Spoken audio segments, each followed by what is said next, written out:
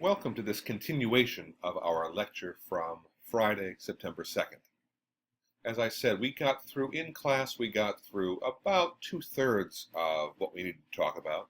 However, I want to make sure that you have this information as well. It's going to help you in the online lecture that you need to watch for your quiz on Wednesday. Remember, this material is not going to be part of that quiz. Your quiz will only cover the material in the Athens and Sparta lecture. This material, however, will show up in your first exam. So you do want to make sure that you take good notes on this and understand all of the things you're supposed to understand here. So if you have any questions, please let me know. Now, just to get back to it, ultimately, Greece emerged from the Dark Ages. Typically, this period is known as the Archaic period, which lasted roughly from 750 to 500 BCE. If you want some other events to compare that to, it's roughly the same time that the Assyrians were rampaging across Mesopotamia. At the center of the Greek revival was something known as the polis. In one sense, a polis is simply the Greek word for city. However, it is much more than that. Think of the polis as a community in every sense of the word. A community is a collection of people who often share a city or a region. Those people share more than land, however. They also share an identity and a culture. The polis provided protection for its members. It provided order and support as well. However, to be a citizen of a polis meant that one also had to take responsibility to that polis.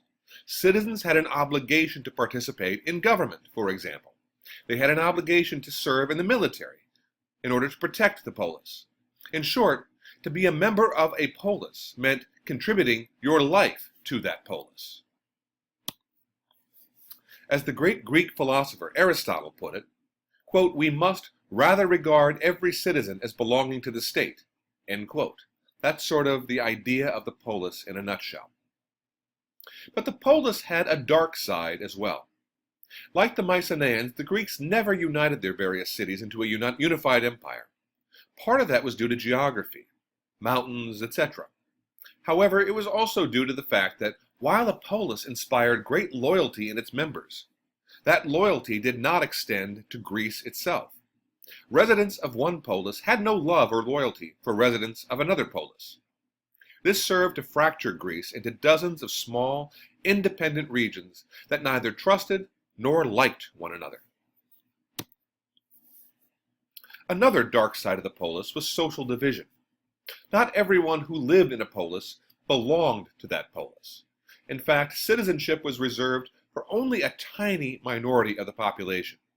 First, the rights of citizenship in a Greek polis were restricted to adult men. Women had no say in most Greek cities, even if their husbands were citizens. A woman could not stand up and speak her mind or vote. Second, most polis had large slave populations. Thus, while the Greeks were the ones to introduce us to democracy, that democracy was limited only to a small number. A final element of the revival of Greek culture was colonization. As Greece's population recovered from the Dark Ages, the polis began to send out parties of colonists into the Mediterranean. These colonists were often in search of new lands to farm. Remember, Greek soil is poor.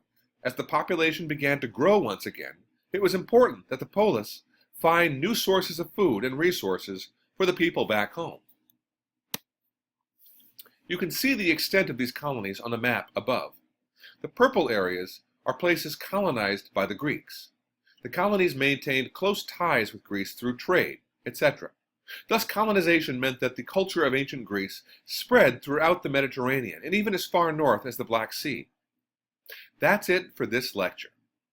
Now let's look a little more closely at a couple of the polis that made Greece such a powerful force in the ancient world. Thank you.